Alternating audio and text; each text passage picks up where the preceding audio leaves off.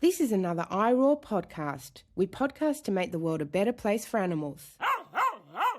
Hi, welcome to Storytelling Animals, a green podcast where we use books to think about our environmental crisis and what comes next.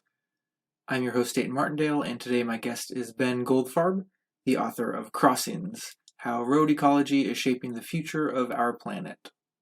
So, as regular listeners know, the last couple episodes have been about different aspects of the trouble with car dependence, the negative impacts of car culture and the mass automobile use on the planet, on ourselves, who are, of course, part of the planet. And, we explored how science fiction has depicted different means of transportation. But here we're really going to focus on the impacts on wildlife. I think it's a nice episode that fits both into the theme of car issues that we've been discussing lately and the theme from earlier this season on animal agency, because, for instance, to design a useful wildlife crossing, you need to really think about, try to get into another animal's mind. What type of crossing are they going to want to use, and what type of crossing wouldn't they want to use? Thematically, I think this episode fits well into what we've been talking about on this podcast. The book itself is great. I highly recommend it. I did also want to announce that this marks the series finale of Storytelling Animals as we know it. There likely will be one more episode in September, just kind of a reflective episode looking back on the podcast with my brother Kyle, who also designed the podcast logo. But for now, I'm just now starting in PhD program in environmental studies at University of Colorado Boulder. I just got to Boulder last week, and I'm going to be focused on that to the podcast for at least the foreseeable future. So if you're a Patreon subscriber, I'm going to unpublish at the end of the month, so you won't be charged for September. And again, maybe one day I'll reawaken the podcast, and like I said, I'll have that wrap-up episode sometime in September, I hope. But for now, thanks so much, everyone, for listening. And if this is your first episode, I hope you enjoy this conversation with the great Ben Goldfarb.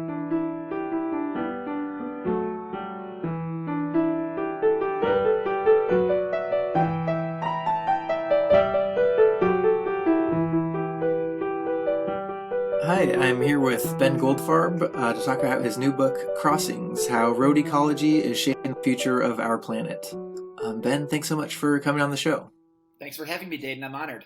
Yeah, it's a great book. I'm excited to talk about it. And I think, on some level, many people are probably aware that, yes, some wild animals are killed by cars. You've probably seen them on the side of the road.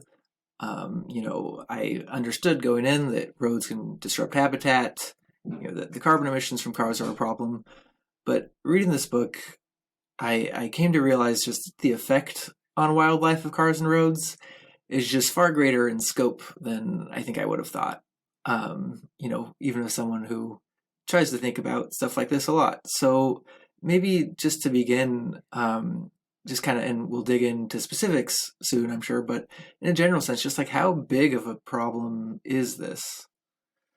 Yeah, it's a hard problem to wrap your head around for a lot of reasons, Dayton. And I think that, when you talk about the problems that roads create, there's really this broad spectrum of problems, which I try to delineate in the book, from kind of conspicuous or obvious to more inconspicuous or subtle or surprising, and certainly on the conspicuous end of the spectrum, you've got wildlife vehicle collisions, roadkill, as you say, the kind of the carcasses that we've all seen, lying by the side of the road. And that's certainly an immense problem. By some estimates, a million animals are killed by cars in the U.S. every day. And certainly a lot of those are common creatures like squirrels and raccoons and white-tailed deer, which, certainly deserve, they don't deserve that either. But, it's not just a problem for those common critters. It's also, there are plenty of endangered species that are existentially threatened by cars, like ocelots or Florida panthers. So that's, certainly the kind of the obvious problem, are all these animals lying dead by the side of the highway. But then you've got, sort of the subtler impacts. You have the kind of the cutoff of migrations, as the kind of moving fence of traffic just deters animals from crossing roads and reaching important habitats. You've got road noise, sort of chasing away creatures from places they'd otherwise like to live. You've got road salt, which we spread on highways as de-icers, transforming aquatic ecosystems in ways that are really inimical to a lot of life. So you've got, again, all of these issues, some of which are visible to us, in the form of roadkill, and many of which are invisible to us. But certainly roads are, one of the most significant forms of biodiversity and habitat loss on this planet. Yeah, I want to get into some of the less visible problems later, but just that 1 million per day estimate in the United States really blew me away. Especially, I write a lot about animal agriculture, and that's totally of a scale of like at least cows and pigs. This is as big of a killer as that anyway, and of course both come with their own environmental problems as well. Yeah, and so on that subject of roadkill, one thing that was sort of tragic is the ways you highlight in which animals' own evolutionary defenses work against them. They evolved to respond to certain types of threats, and cars are just not like those threats. Right. So what are a few examples of that? Yeah, I'll just briefly say too that I think that 1 million animals a day estimate, I think that's an underestimate. That's a kind of a commonly cited figure that goes back to the 1960s with some sort of citizen science roadkill surveys the Humane Society did. I think that based on most of a lot of the kind of the evidence that is compiling since then, I think the number is probably a lot higher than that. So even as shocking as that 1 million animals a day figure is, I think that's probably on the low side. As to your actual question, Dayton, I think that there are all kinds of examples of cars hijacking evolutionary history. You think about many of our most common mammals, whose sort of innate defenses tend to involve standing their ground, hunkering down. Think about a porcupine, kind of bristling its quills, or a skunk, stopping to spray. Those are defenses that work really well when your predator is, a fox or a coyote. But not when it's an SUV barreling along at 70 miles an hour. Another kind of good example of that is birds defense or bird flight. Birds. There's some great research by a road ecologist or an ecologist named Travis DeVault. And basically what he showed is that birds take off in the face of a predator using this thing called the distance rule, which basically means that they take off to escape depending on how far away a predator is, rather than how fast it's going, right? So if you imagine, being a grackle, and there's you see a bobcat, creeping towards you. Let's say the bobcat's, 100 feet away or something like that. And you burst into flight to escape. That makes sense when your predator is moving at kind of a normal rate of speed. But when your predator is going faster than any danger you've encountered in your entire evolutionary history, taking off when that car is 100 feet away or 50 feet away doesn't make sense, right? You can't achieve sufficient velocity to escape the car that's barreling towards you. So the distance rule doesn't apply, in the face of the incredibly unnatural speed that cars present. So there are just so many. Just think about any. Name a creature. Think about a rattlesnake, which sort of stands its ground and relies on its venom to bite an attacker. Think about a newt that kind of hunkers down because it has this this poisonous epidermis. That's so good at repelling natural attackers. And all of those evolutionary strategies are just rendered totally. Not only futile, but actually maladaptive in the face of the car, because again they involve standing their ground rather than fleeing. Mm-hmm.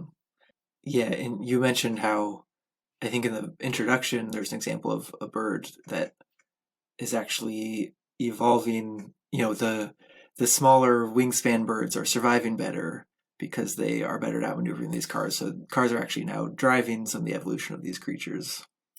Yeah, that's a really cool study by a researcher named Charles Brown, and basically what he found is, as you alluded to, is that cliff swallows, which live kind of on the undersides of bridges. A lot of listeners have probably seen those kind of classic mud nests that swallows build. Those birds are evolving shorter wings over time, because if you have long wings, that's good for flying long straight distances, but makes you less maneuverable. Whereas short wings are really good for performing the kind of tight barrel rolls and other maneuvers you'd use to escape a car or truck. So if you live under a highway, or over the highway on the underside of a bridge, you want those short wings to escape the traffic that you're constantly facing. So that's cars driving animal evolution in really the blink of a geological eye. Just in just a few decades, cars have really transformed the morphology of these birds. Mm-hmm. Yeah, and just because you mentioned it, thinking that 1 million number might be an underestimate, a kind of consistent theme through the book that maybe comes more toward the end is that the part of the problem is just this is a really hard thing to measure. So both the roadkill numbers and just general road impacts. So yeah, what makes it hard to measure? Yeah, I think it's hard to measure for a number of reasons. I mean, first is that animals are just kind of, a lot of small animals especially are just inconspicuous, right? We're driving along, elevated above the pavement, in our little enclosed bubbles, moving at 70 miles an hour. So of course we don't see the little carcasses by the side of the highway. We probably see the deer and the elk, the bigger animals, but we certainly don't see the frogs, toads, salamanders, songbirds. One of the things that I did in the course of working on this book was I did a kind of a participatory or community science roadkill project.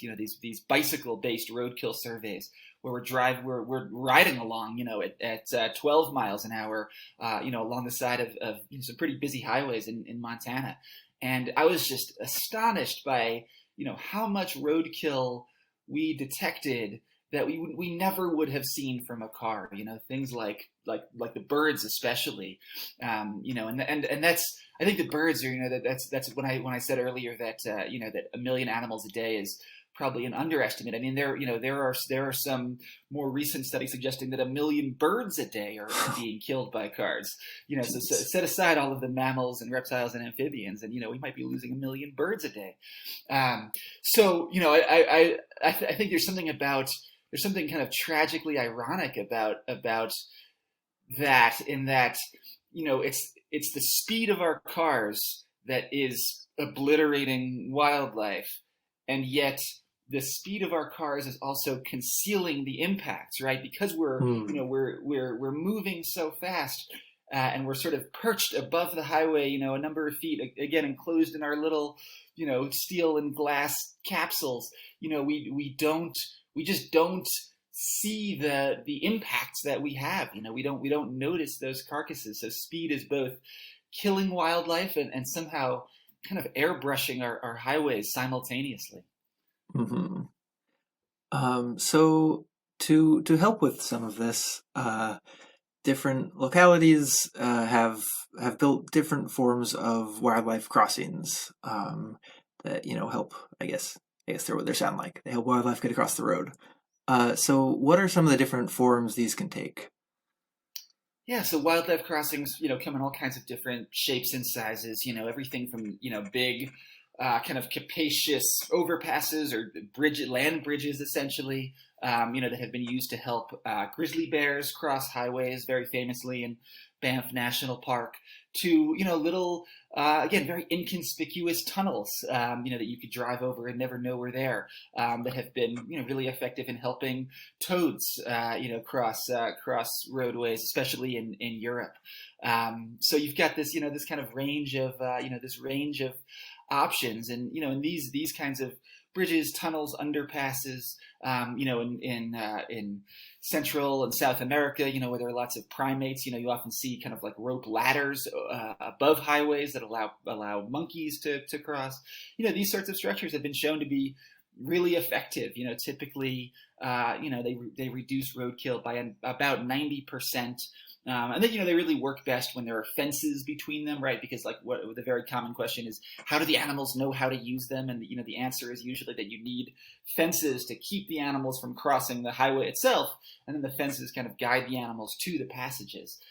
So when you have this combination of wildlife crossings and fences, typically roadkill drops by about 90%, and animals are able, just as important, to cross the highway to reach that critical habitat on the other side. Maybe it's if you're an elk or a pronghorn, maybe you're trying to get to a low elevation valley where you're going to spend the winter feeding. If you're a mountain lion, maybe you're dispersing from your home territory, looking for a new place to live and a mate to pass along your genes with. Whatever you need. The idea is that these wildlife crossings help you safely cross the road and reach that those important habitats or resources. So you mentioned mountain lions. I grew up at the foot of the Simi Hills in Southern California. Oh, you did? Cool. Yeah. That's great. Wow. So it was. I've never actually seen a mountain lion around, but my mom I know has out hiking or biking.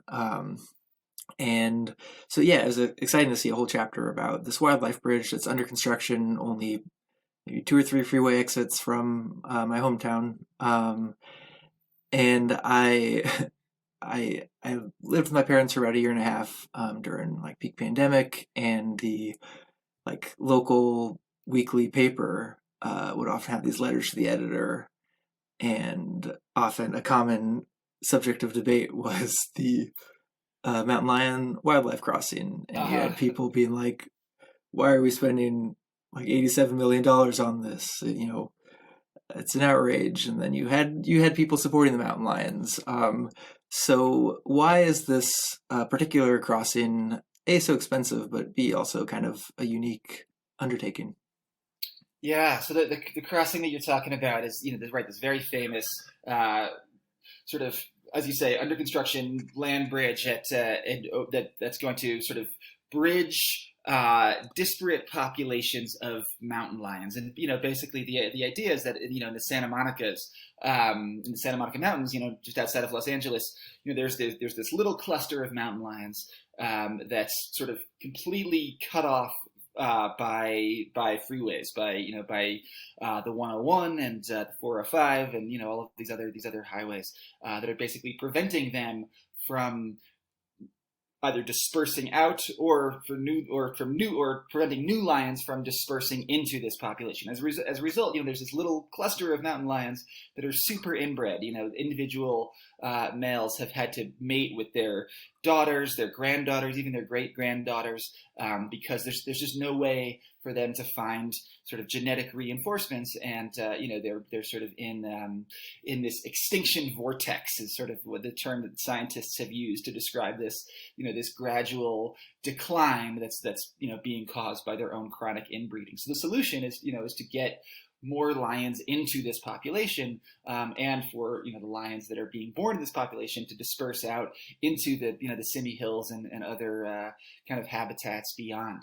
The problem is that standing in the way of that dispersal is the 101, which is the busiest the busiest freeway in the country.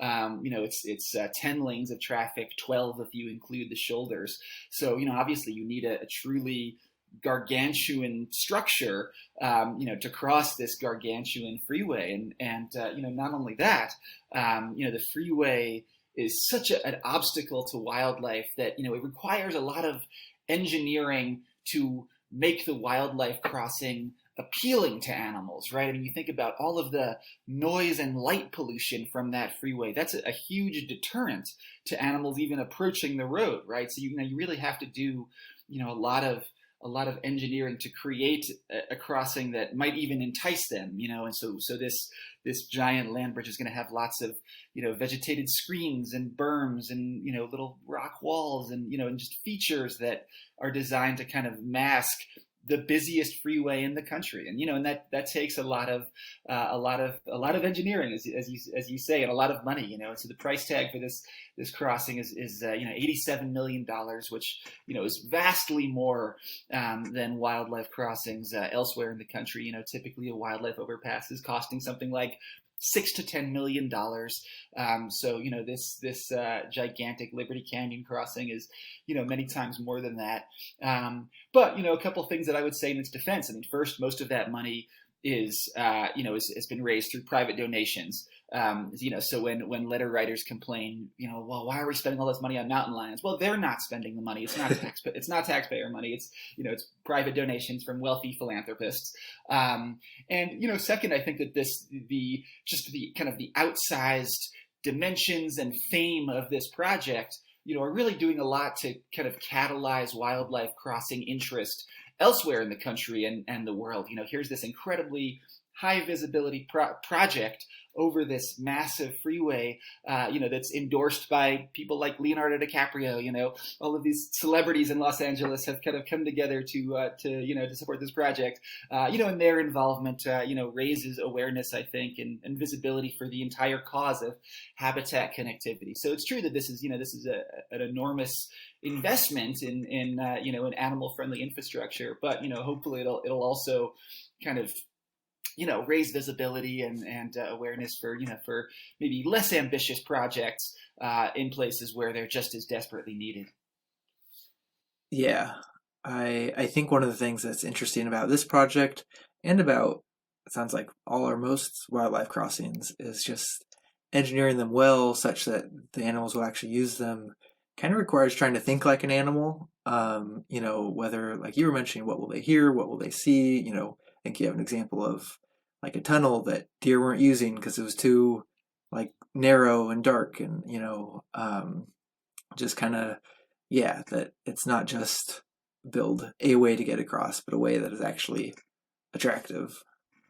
Yeah, and that's kind of the other great sort of challenge of this Liberty Canyon crossing in California over the 101. Is that mountain lions are the flagship for this project, and certainly, the crossing wouldn't exist without them, but they're just one of a bunch of species that are theoretically going to use this structure, right? And, the engineers and the landscape architects who are designing and building it, are trying to account for all of those species, so yes, you need you need this big open crossing for mountain lions, but you also need, little patches of shrubs and chaparral, that wren tits, these little birds that don't fly super well, can kind of hopscotch between. You need log and rock piles that are going to be used by, lizards and snakes. In their case, they're even, sort of inoculating the soil with, mycorrhizal fungi, that'll sort of stimulate vegetation growth to really create this whole ecosystem atop this wildlife crossing. So, that's one of the things that attracted me to this book topic many years ago, was just, the immense imaginative challenge of perceiving our infrastructure the way that wild animals do. It feels like it's a kind of a fascinating form of science, but it also, it's a form of empathy too, in a sense, right? We're sort of forcing ourselves to enter those animals' shoes, or their paws or hooves, and see the world as they do. And, I think that anything that forces us to consider animal standpoints of being and life is worthwhile. Yeah, so you mentioned empathy. There are also lower tech ways of helping wildlife cross the street. And you talk about people who, sometimes with reptiles and amphibians, spend their nights just picking them up and carrying them across. I don't know, I found the description of this in some ways powerful, but also, of course, it kind of seems limited in scope. So who is doing this, and what are the impacts? Yeah, so all over not only the country, but really the world. I mean, this really dates back to Europe in the 1960s. Are these kind of brigades of mostly amphibian movers. Typically, on big spring nights, you get these mass migrations of amphibians, crossing roads as they move towards breeding ponds, and of course they get crushed en masse. Unlike a deer, a wood frog or a spotted salamander, has no concept of what traffic is. They don't wait for the cars to go by. They're just going. And as a result, they really get smashed in just prodigious numbers. And the logical response that has arisen is just helping them, picking them up in buckets and moving them across the road, in the direction of where they're going.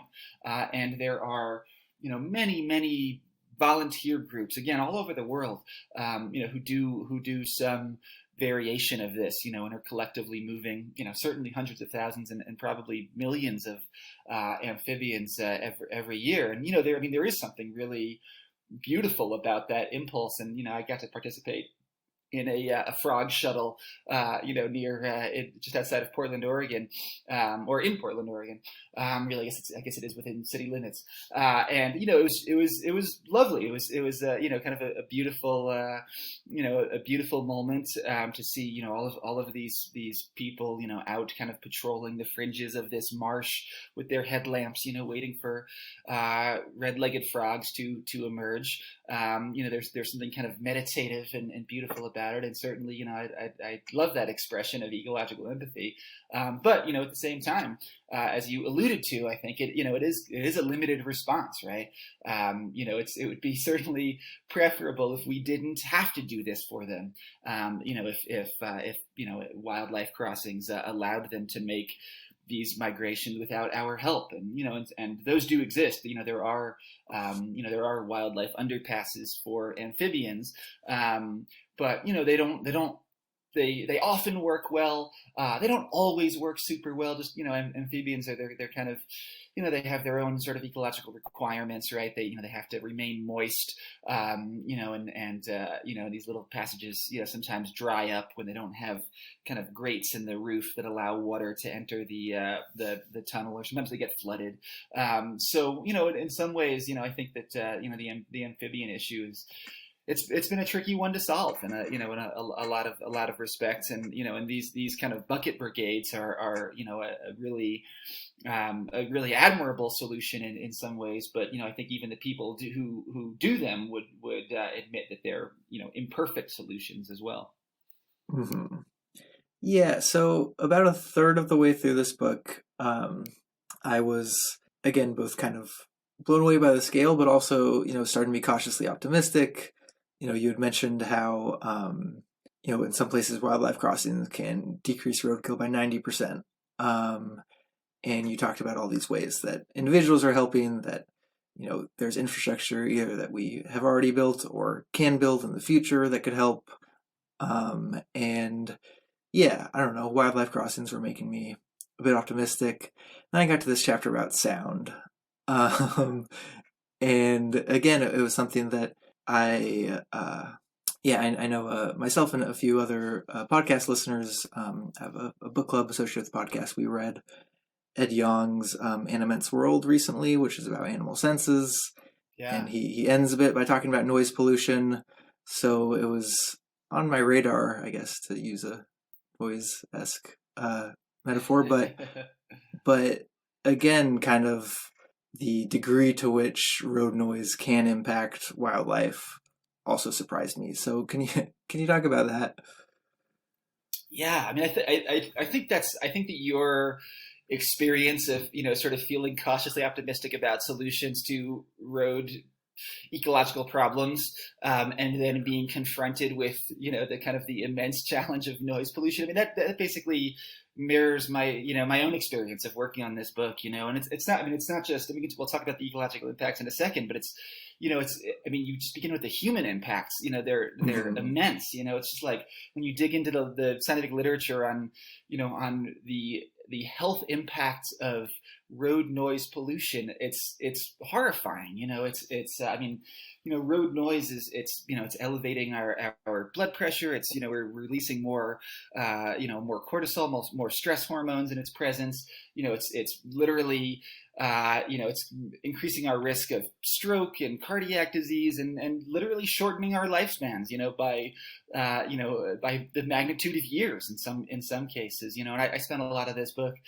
writing. I spent a lot of the process of writing this book. I was living in Spokane, Washington, just kind of a stone's throw from I-90, and on this busy arterial that led to the interstate that people drove way too fast down, and I sort of didn't realize how awash my wife and I were in road noise until I started reading the literature and realizing, oh yeah, this acoustic pollution that's just washing over us all of the time, is again literally shortening our lives. And it was pretty horrifying. And then you think about its impact on wild animals, and it's much the same. It's a driver of stress hormones. It's also a form of habitat loss, right? That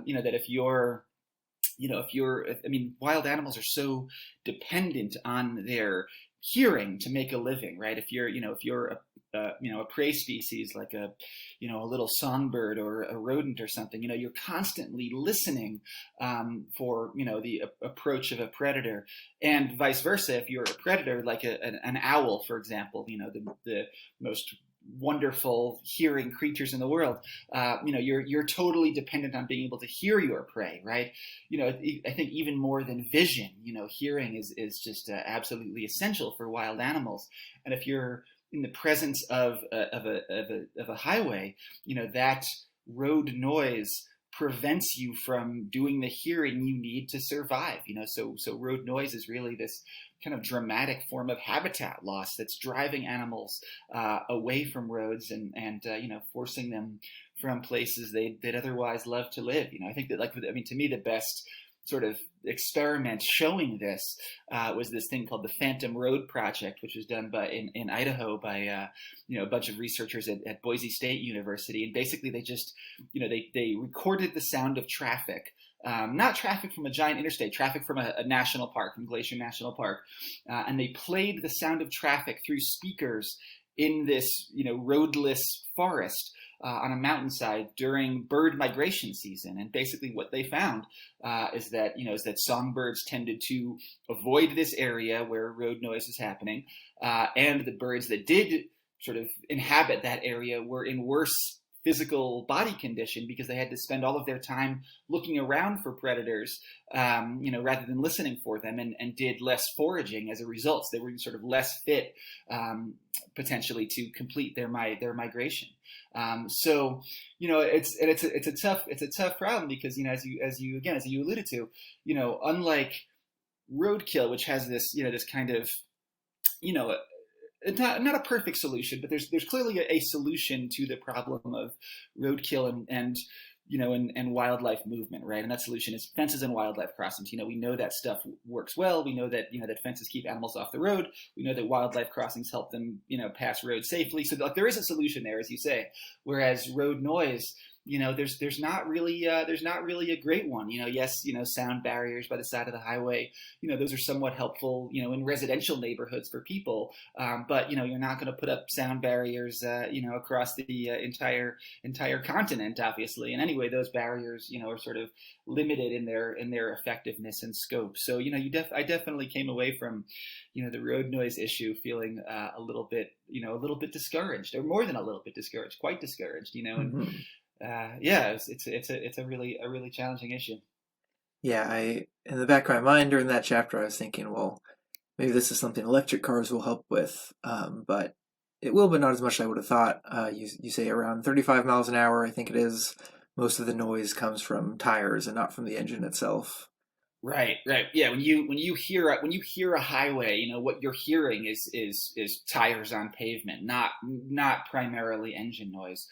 Certainly, I do think that that electric vehicles will help in sort of more suburban settings, where road noise is really impacting human life. Cars that are kind of tooling around the suburbs at 30 miles an hour, they're certainly a lot quieter. And that's certainly good from a public health perspective. But that highway noise issue, that's a pretty intractable one. And certainly tires. I mean, tires have gotten much quieter over time, but you can still hear them. That's for sure. Mm-hmm. So maybe let's switch from that to what, from at least a certain point of view, might be considered silver linings. So for instance, you talk about how the strip of land alongside highways is often, some of the only land left that can support native plants. And, for instance, it's sort of a butterfly migration corridor in the central United States. You talk about the so-called necrobiome, where, the tragedy of roadkill does lead to, foraging for other animals and food for other animals, including humans.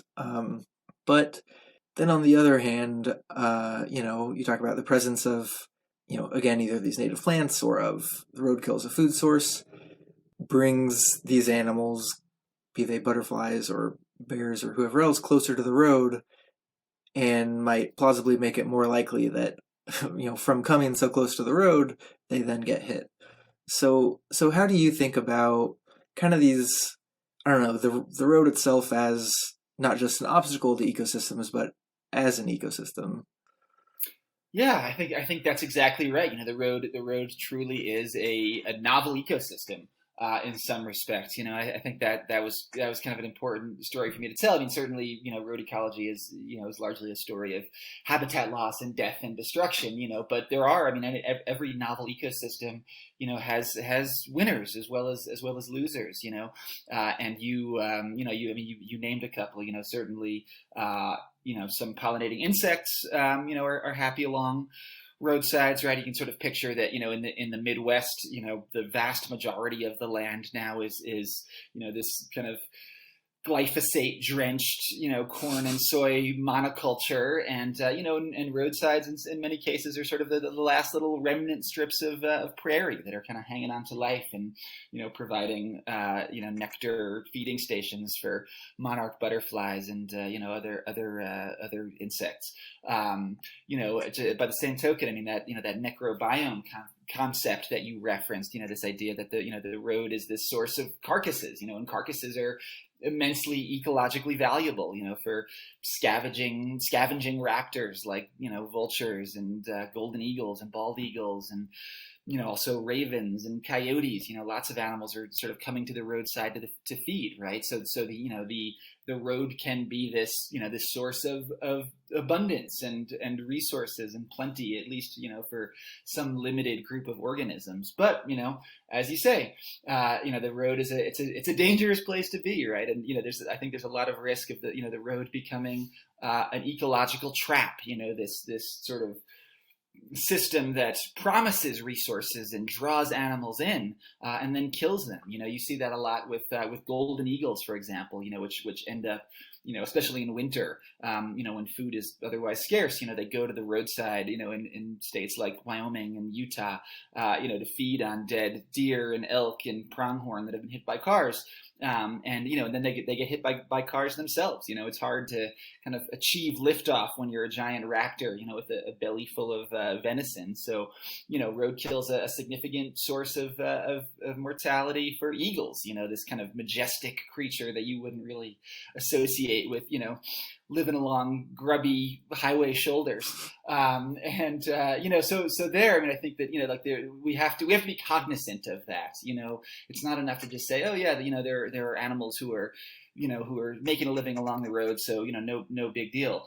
There have been studies basically showing that you can drag carcasses 40 feet off the roadside, get them away from the kind of the lanes of traffic, and then eagles can feed in peace, on these carcasses, and roadkill becomes a source of abundance for at least some animals, without posing a huge threat to their safety and survival. So, I think that, I think that's a lot of what this book's about, the concept of road as an ecosystem, and one that we have to be thoughtful about and manage, and think about the ways in which the resources the road provides, can very easily become dangerous and deadly.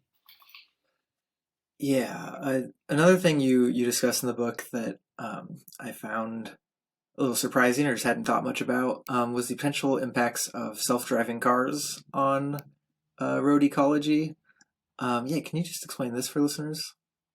Yeah, I think that's it's a complicated question, and one that is going to take sort of many decades to reveal itself. But I mean, certainly, so one of the promises that autonomous vehicle manufacturers and developers have always made is that they're going to reduce wildlife vehicle collisions. I think that there is truth to that, right? I mean, look, we humans we're terrible drivers. We're really bad at avoiding and detecting obstacles and of course, we're just I mean, Tom Vanderbilt's book Traffic really gets into this, but there's just this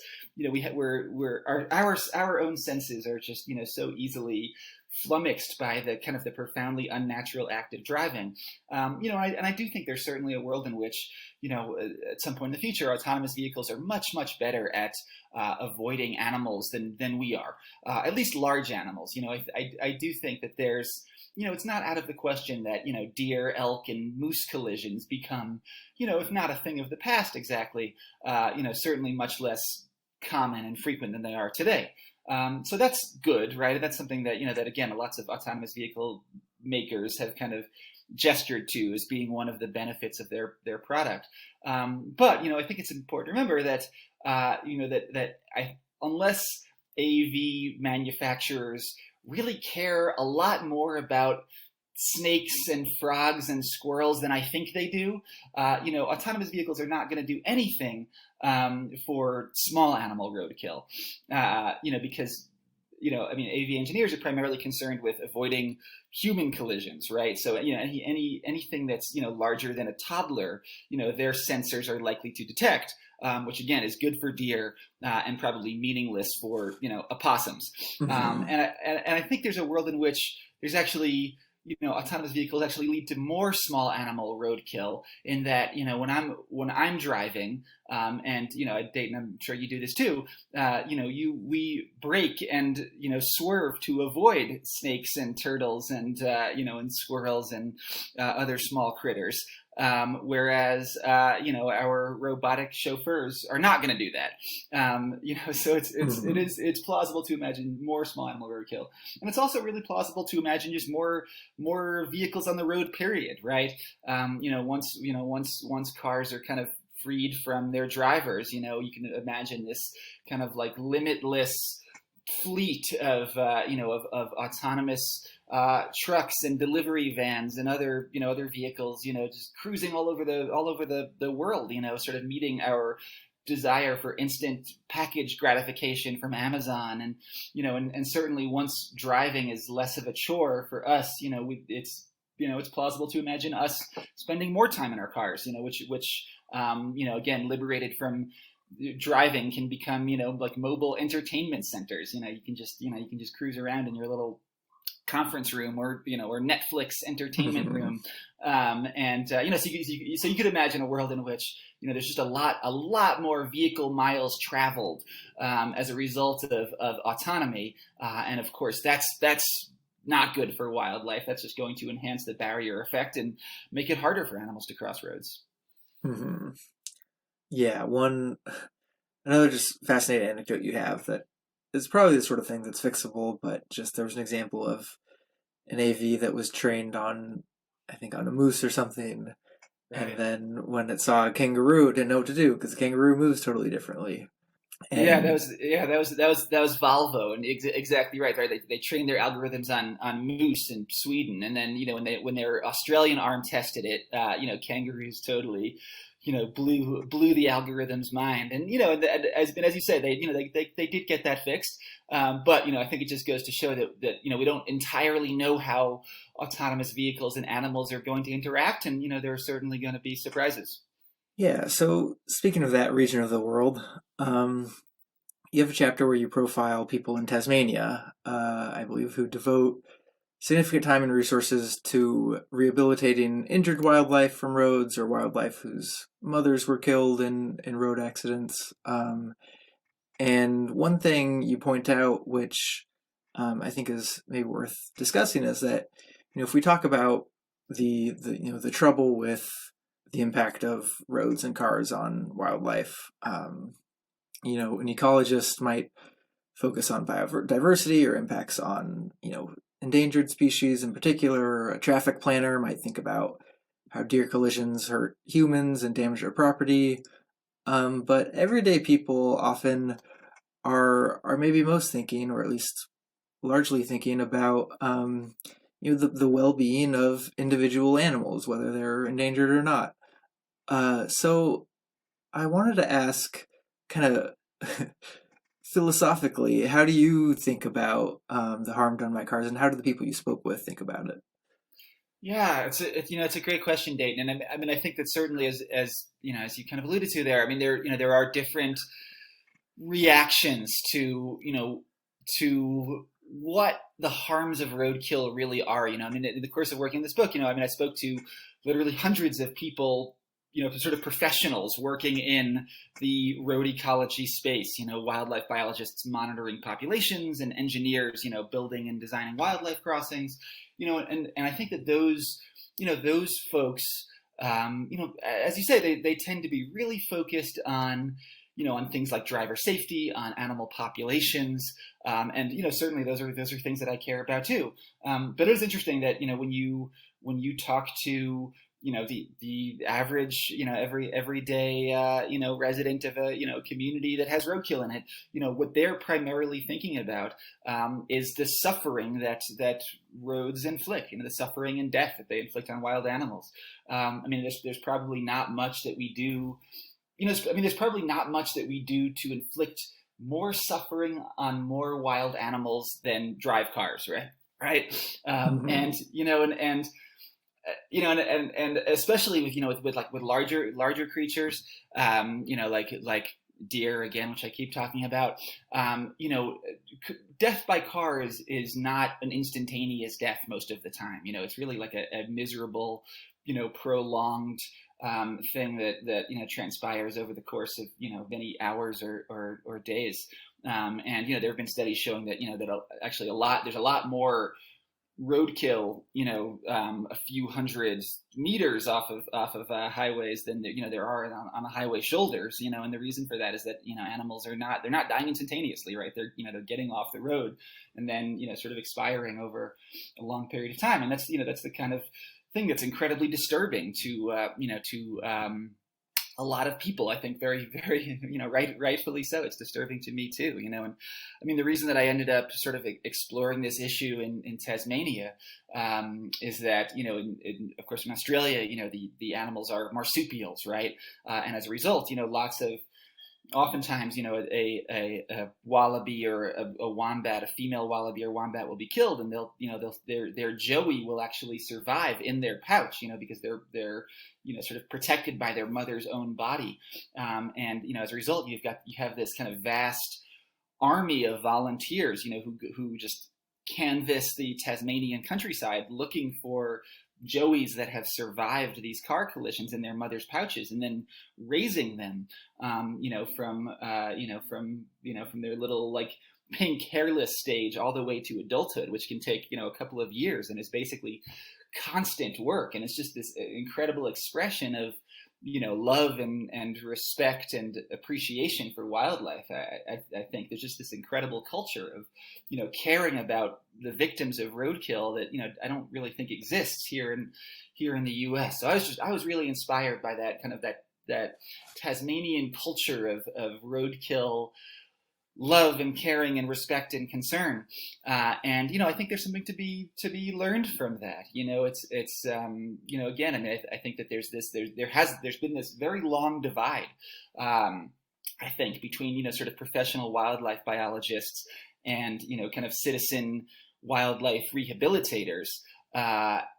who I think are, sort of, I mean, I think that like a very common attitude among biologists seems to be, well, if our primary unit of concern is the animal population, do we really, should we really be lavishing resources on the care of, individual abundant animals like squirrels and raccoons, in Australia, it'd be wallabies and, and kangaroos and wombats, and to me, I think that divide or dichotomy between, professional wildlife biology and, sort of volunteer animal rehabilitation, I think that's really a false divide, and that, and that any culture that respects the life of individual animals, is also likely to be a culture that, implements more systemic solutions like wildlife crossings to prevent roadkill, right? So to me, animal rehabilitation and wildlife biology are, fundamentally compatible rather than incompatible. Mm-hmm.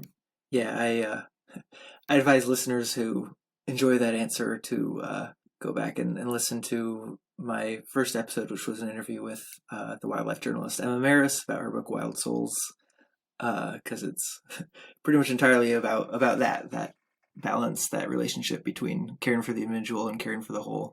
Yeah, and Emma, I'm a great admirer of Emma's work, and that book was a huge influence on my own thinking as I worked on this book. I think I went into this book basically not thinking much about the lives of individual animals and the suffering that we inflict upon them, and and then I read Wild Souls and thought, oh man, I need at least a chapter about about the lived experience of animals that are impacted by cars. So Emma's just a fantastic writer and thinker, and I've always admired her willingness to kind of challenge conventional wisdom, and she's been a great influence on me. Well, I wanted to raise another maybe more philosophical point that comes up in the book, which is kind of like, what is wilderness? And it's especially relevant because you point out, in many situations it's been defined as a place without roads, but then our national forests and national parks actually have all sorts of roads going through them. And yeah, there are critics of the idea of wilderness as a place devoid of human impact because this erases the history of indigenous peoples and it doesn't really exist. But then, you also talk about, the value of roadless areas. So how did work on this project at all change or impact how you think about the value or usefulness of wilderness, or even what it is? Yeah, it's a great question, Dayton. And I think that one of the things that I try to draw in this book, and one of the distinctions that that has kind of clarified in my mind over time, and I hope is clear to readers as well, is just, is the distinction between wilderness, the abstract philosophical concept, an area untrammeled by man, where man is a visitor who must not remain, as the the Wilderness Act famously put it, and wilderness as a fundamentally physical place, of sort of immense ecological importance, and I mean, look, there's just a vast body of literature showing that whatever creature you care about, grizzly bears, salmon, elk, wolves, you name it. I mean, the kind of the primary controller of their ability to persist on the landscape and their abundance is the density of roads. Roads in forests they're just bad for nature. There's no getting around that. They're unbelievably destructive. In that they just permit humans to enter habitats, and humans are bad for wildlife. It's sort of hard to get around that. So again, I try to draw that distinction that that wilderness, the kind of the philosophical concept is increasingly passé in many quarters, and part of that is that, as you say, it kind of the notion of an area untrammeled by man, ignores the sort of the history of indigenous impacts to land, through the things like through things like controlled burns, which of course native people did very artfully for thousands of years, and it also, I think like the other thing about wilderness that makes it kind of problematic, is the fact that obviously, as we are changing the climate, right, there are no places that are untrammeled by humans. Our carbon emissions kind of trammel everything, right? So so again, this notion of, of wilderness, sort of has been sort of like very famously problematized by William Cronon, especially the great historian, who wrote The Trouble with Wilderness, this very, iconic, influential essay kind of attacking the whole concept, and that's fine. I try to, I kind of try to stay out of that philosophical debate, but I do want to be very clear that, that wilderness, as defined by its roadlessness, it is this physical category of place that doesn't have roads in it, and I think that's just unbelievably important for wildlife. And, again, a vast body of scientific literature shows that, the most important thing we can do, for a lot of our, famously iconic wide-ranging species like grizzly bears and, wolverines and bull trout, is just to keep roads out of places. So, wilderness as philosophical concept, okay, that's fine. You can attack that. But wilderness as a physical ecological category of landscape defined by roadlessness, I think from a conservation standpoint, the importance of those kinds of areas is basically unimpeachable. Yeah, I think that makes a lot of sense. And you mentioned keeping places roadless, but there are already so many places with roads, and you mentioned at one point in a particular, I believe, a national forest, that some of the people involved have successfully advocated for removing some old roads there, and you actually toward the end get to a very maybe different situation of road removal, which is removing like a highway from a human city where highway construction has often disrupted, damaged, erased communities of color in particular, split apart border communities, made cities less livable, and where I'm blanking on the city, but where they actually are removing a highway. That's it. That's in Syracuse. I mean, it's happening in many places, but that chapter is set in Syracuse, where I-81 is this sort of the offending highway, and was basically this sort of viaduct that was just blasted through a black community in the 1950s and 60s, and to me it was really important, and I think to my editor as well, it was really important to kind of end on a chapter about our own lives being sort of in the thrall of roads, right? I mean, there are so many parallels between how roads affect humans and how they affect wild animals. The same road noise pollution that we talked about, that chases songbirds from habitat, is again shortening our own lifespans. Just as animals are killed by cars directly. 40,000 people in the United States, die in car crashes every year, which is just a kind of an unfathomable number that somehow we've kind of learned to accept and blind ourselves to, which is sort of horrifying to think about. So it was really important, I think, to acknowledge that, look, we are all organisms, and we're sort of all affected by roads, but at the same time we're not all affected equally, right? As you mentioned, in many cases, especially kind of mid-century, these urban freeways were very deliberately routed through communities of color as a way of basically erasing those communities and destroying them. And today we're kind of rethinking the legacy of those urban freeways, and in some cases sort of fitfully starting to demolish them and to return cities to their surface streets and let them be kind of vibrant centers of human life and commerce, rather than just places that are kind of pierced by these freeways and destroyed by them. So I think that's to me that's one of the exciting conversations happening now in sort of the infrastructure world. Is the notion that infrastructure can be systemically racist. It's not just, it's not just, concrete and steel. It's freighted with all of these cultural historic legacies and connotations, and I think that idea that that a road is never just a road. It's also all of the kind of the cultural and historic meaning that we freight it with. That's a powerful idea to me. Yeah. So maybe to end, I know this isn't your your sole responsibility to solve every problem with roads, but let's say you're appointed Minister of Roads. Joe Biden calls you up. He's going to run in 2024 on a solely road ecology platform. What should we do?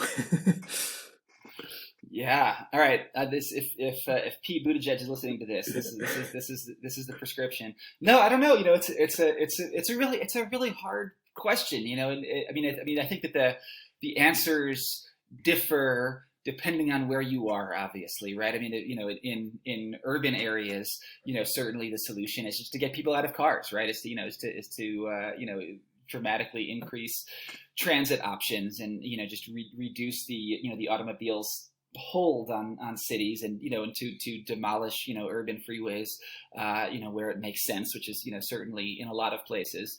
From an ecological standpoint, the problem is that road ecology problems are generally not concentrated in cities, right? The places where cars are destroying animals are the places where there are a lot of animals, and those tend to be rural places, right? It's like one chapter of this book is about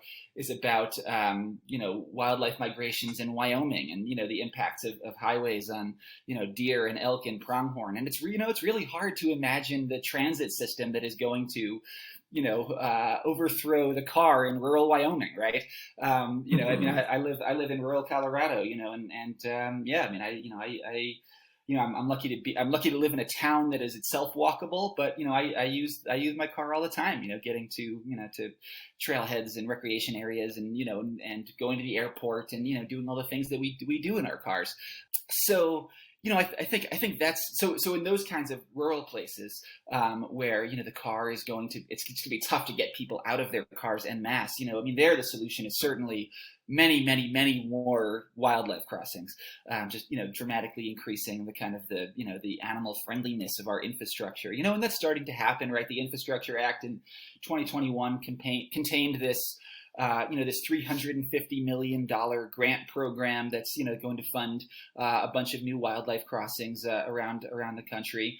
So that's good, that's promising. But at the same time, 350 is that's a drop in the bucket, and in the context of just our country's enormous transportation budget. So I think that would certainly be one of my acts as road czar, would be to take the $350 million that was allocated towards wildlife crossings in federal budgets and make that something more like 3.5 billion or more. But it's a really hard problem to solve in general. The car is just such a tyrant at this point in our country, as you've covered in the podcast before, and it's going to be incredibly challenging to mitigate its manifold impacts.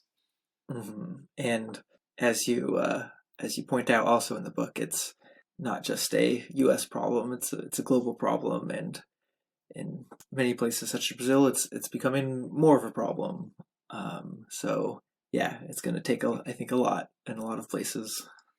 Very much so. Yeah, the ecologist Bill Lawrence has talked about this idea of an infrastructure tsunami. This wave of new highways and rail lines and ports and fiber optic cables, all of this infrastructure that's sort of slated for for the developing world, and certainly that I benefit from all of that stuff, right? I benefit from infrastructure just like we all do, and it would be incredibly churlish and probably a violation of human rights, to say that, well, we get our wonderful interstate highway system here in the U.S., but you guys in Nepal or Brazil or Kenya don't, because guess what, roads are incredibly valuable, right? They get us to schools and to hospitals, and they help connect farmers with markets that lift people out of poverty, but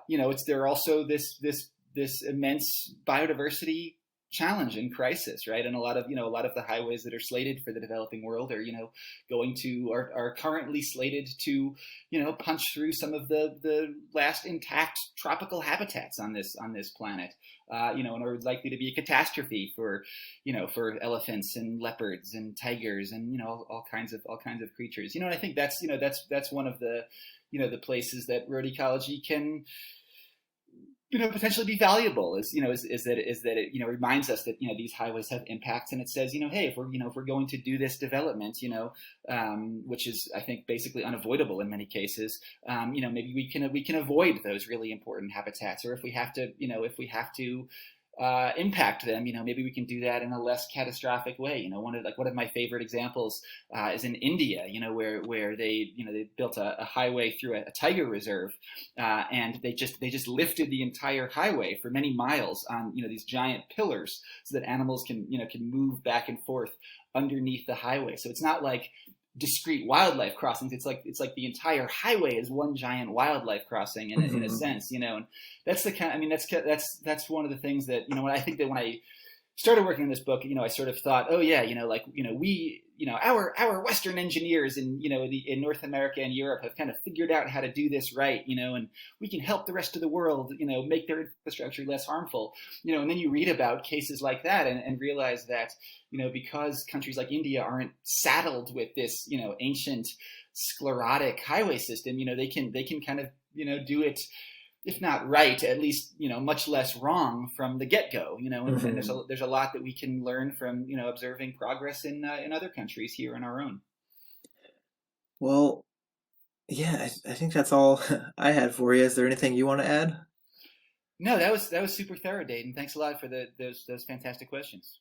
Yeah, thanks for coming on the show. And as thorough as that was, I promise there is a lot more in the book, Crossings, How Road Ecology is Shaping the Future of Our Planet. There's stuff we didn't get to, more details, and yeah, just really an eye-opening, wonderful book. So yeah, thank you so much for joining me. Thanks for saying that, and thanks for all you're doing to raise awareness about the problem of both automobility and the need for empathy with our fellow creatures. So thanks a lot, Dayton. Well, likewise. Thank you so much for listening. Thanks to Ben for coming on the show. Most of all, I want to take this chance to thank everyone who has shared this podcast with a friend, who has signed up for my free newsletter, or who has supported this podcast over Patreon. I have 48 episodes over a year and a half, and I couldn't have done it without you. It's been a great learning experience for me, and I hope these back episodes can continue to be a resource for all of you, even as I go on grad school-induced hiatus. The best way to keep up with me is that free newsletter. It'll probably be about once a month during grad school, just to keep you updated on what I'm writing, what I'm learning, stuff like that. And of course, like I said, there will be hopefully another wrap-up reflective episode sometime in September with my brother. But you can sign up for my newsletter to be kept updated about that. And yeah, once again, thank you so much, all of you, for listening, whether this is your first episode you ever listened to or your 48th. And I hope you have a great day.